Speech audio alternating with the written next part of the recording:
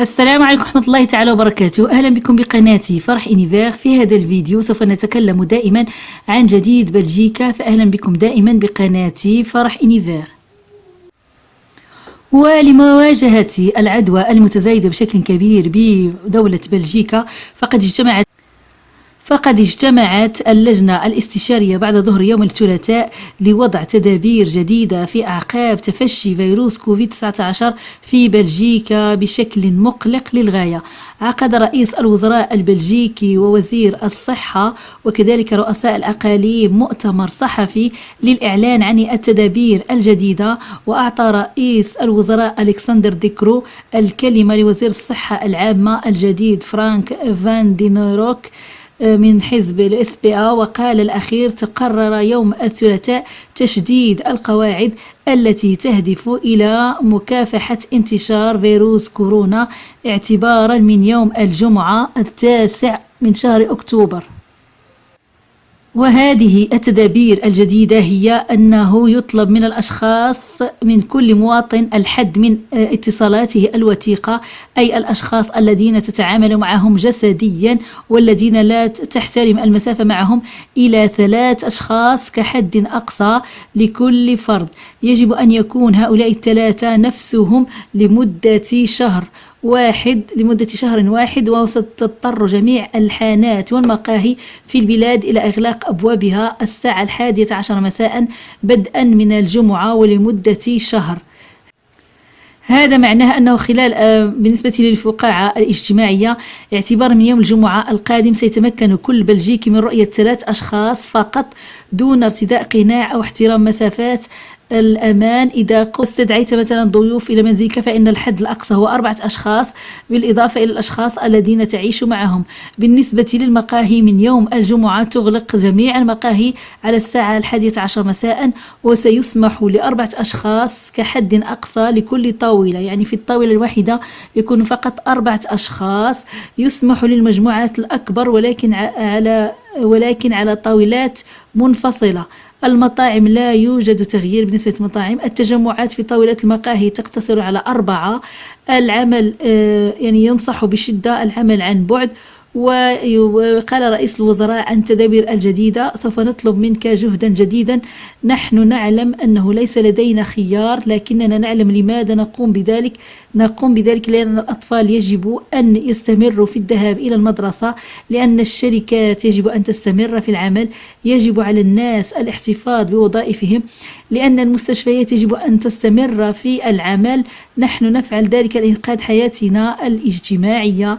يعني هذا ما أكده الوزير الأول دكرو، لأن يجب على المواطنين أن يكونوا مسؤولين لكي لا تضطر بلجيكا إلى العودة مرة أخرى إلى الحجر الذي يجتنبه الجميع ويريدون العودة إليه تجنبا للأزمات سواء الاقتصادية أو كذلك الاجتماعية. هذا ما نص عليه هذا المجلس الاستشاري المصغر بهذه التدابير الجديدة. Première conférence de presse liée au coronavirus et d'emblée le nouveau Premier ministre Alexander De Croo adopte un ton solennel. La situation dans notre pays est préoccupante et elle est grave. Nous voyons que quasiment partout dans notre pays, le nombre de cas est en augmentation. Nous voyons que le nombre d'hospitalisations est en croissance. Et nous voyons aussi que le nombre de décès dans les hôpitaux est en hausse aussi. Alors, pour tenter de ralentir la propagation du virus, il faudra dès vendredi limiter encore un peu plus nos contacts et retenir ceci. Le seul chiffre qui est annoncé ici est un chiffre de 4. Contacts rapprochés, 3. Pour moi, c'est 4 personnes. Hein? 3 plus 1, c'est 4. Hein? Mais moi et 3 autres. 4. La table dans le café, 4. La visite chez vous, 4. Le rassemblement non organisé, 4 personnes. Reprenons pour être clair, dès vendredi et pendant un mois, vous pourrez avoir maximum 3 contacts rapprochés, c'est-à-dire avec une personne à moins d'1,50 m et sans masque. Invitez maximum 4 personnes à la maison, au café à la même table et lors de rassemblements à l'extérieur. Autre nouveauté, dès vendredi, tous les cafés fermeront plus tôt. On va fermer les cafés à 11 h du soir. Parce qu'on sait qu'après, ça devient difficile à organiser. Et on sait que le taux de contamination là est assez élevé. Le télétravail est également fortement encouragé. Le Premier ministre reconnaît que ces nouvelles règles ne sont pas faciles à appliquer, mais elles sont nécessaires. On fera tout pour éviter un nouveau lockdown, mais en fait, nous l'avons tous, tout le monde l'a dans ses mains. Si on ne respecte pas les règles, on s'oriente vers des mesures encore plus strictes et je pense que tout le monde, pas uniquement dans cette salle, tout le monde veut tout faire pour éviter cette situation.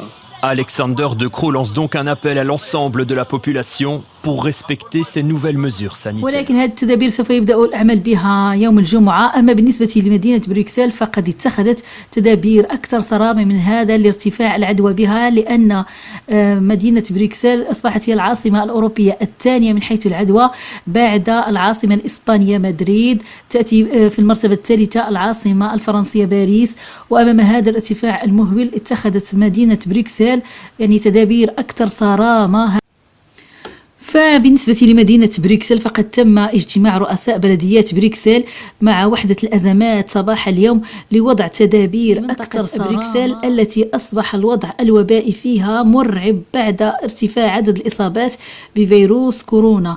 فأعلن رئيس وزراء بروكسل رودي فيرفورت منذ لحظات أنه تم اتخاذ تدابير جديدة ستدخل حيز التنفيذ يوم الخميس، غدا يوم الخميس اعتبارا من الخميس 8 من شهر أكتوبر سيتم إغلاق المقاهي والحانات والكافيتريات وكذلك أماكن الحفلات والأعراس. فقط الأماكن التي يتم فيها تقديم الطعام حصريا على الطاولة ستظل مفتوحة.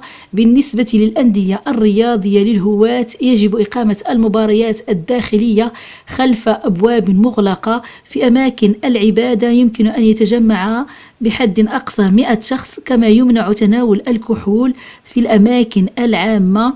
لن يتم استهلاك أيضا الكحول في الأسواق بعد الآن. ينص المرسوم على زيادة الاختبارات والعمل عن بعد. سيتم تقييم هذه الإجراءات وفقا للوضع الصحي، وسيعقد اجتماع يوم الخميس بشأن التعليم العالي. في الوقت الحالي لا تزال دور الحضانة والمدارس الابتدائية والثانوية مفتوحة. الوضع في المستشفيات وفقا لآلان مارون تجاوزت جميع مستشفيات بروكسل عتبة كوفيد بنسبة 15%. سيتم فرض هذه الإجراءات لمدة شهر واحد. ومن جهته أعلن رودي فيرفورت أنه سيتم دعم المقاهي وستتولى الشرطة ضمان احترام القواعد. وبحسب أحدث تقرير صادر عن سيانسانو المعهد الملكي للصحة العامة اليوم 7 أكتوبر بلغ متوسط عدد الإصابات بفيروس كورونا 2466 حالة يوميا بين 27 سبتمبر و3 أكتوبر، بزيادة قدرها 57% عن فترة الأيام السبعة السابقة. ويبلغ عدد الإصابات لكل 100,000 نسمة المحسوبة على مدى فترة 14 يوما من 20 سبتمبر إلى 3 من شهر أكتوبر الآن 245.8، أي بزيادة 77% في بلجيكا بأكملها. هنا يتبين بأن الفيروس في ارتفاع، وفي المقابل تسبب فيروس كوفيد في وفاة 10,092 شخصا منذ بدايته لحد الآن. وبلغ عدد الوفيات اليومية 11.4 في المتوسط بين 27 سبتمبر و3 أكتوبر. ولا يزال يتم إدخال ما لا يقل عن 83.9 مريض في المتوسط كل يوم في المستشفيات البلجيكية، في حين تم تسجيل 104 حالات دخول جديدة إلى المستشفيات في 24 ساعة الماضية، وهو معدل لم يتم الوصول إليها منذ 5 أشهر في 7 مايو. وحتى 6 أكتوبر كان 952 مريضا يعانون من كوفيد-19 في المستشفى، بما في ذلك 189 في العناية المركزة وهنا يتبين بأن المستشفيات البلجيكية وخصوصا مستشفيات بروكسل أصبحت تعرف دخول المستشفى بعدد كبير، مما أصبح يقلق المختصين بالصحة إلى أن تمتلئ هذه المستشفيات بمرضى كوفيد-19 ولن يبقى مكان للآخرين الذين يعانون من مرض مزمن آخر.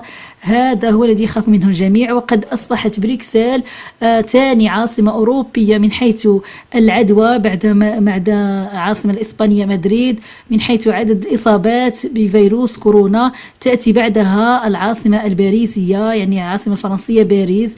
هذا مما يمثل بأن بروكسل أصبح بها الآن العدوى كبيرة، لهذا اتخذت الدولة مجموعة من الإجراءات الصارمة. فبالنسبة لوزير الصحة الفيدرالي الجديد، فهو بالنسبة للمدارس كما يقول يتم وضع المزيد والمزيد من الطلاب في الحجر الصحي. ويوم الثلاثاء أعلن معهد سانت شارل في دوتيني عن إغلاق أبوابه بسبب الفيروس. يود فرانك فان دينيروك يعني الوزير الفيدرالي الجديد منع حدوث هذا الوضع في أماكن أخرى من البلاد، لكن أكد لا يمكنني ضمان بقاء المدارس والجامعات مفتوحة، إنها إرادتنا، لكن نواجه أزمة يمكن أن تنفجر. الضمان الوحيد هو التضامن، إنه سلوكنا، يجب علينا احترام التباعد الاجتماعي. إذا لم يكن ذلك ممكنا فلنرتضي قناعا، وأعتقد أن البلجيكيين لا يزالون يتمتعون بهذه الصفة. وهو يؤكد بأنه لا يضمن أن فهو أمام ارتفاع العدوى لا يضمن أنه حتى المدارس والجامعات لن تغلق، ولكن لحد الآن هي مفتوحة حتى يرى ما سوف يأتي في الأيام المقبلة. وفي نهاية الفيديو أتمنى لكم الصحة والعافية، وإلى اللقاء في فيديو جديد، وأهلا بكم دائما بقناتي فرح إونيفير.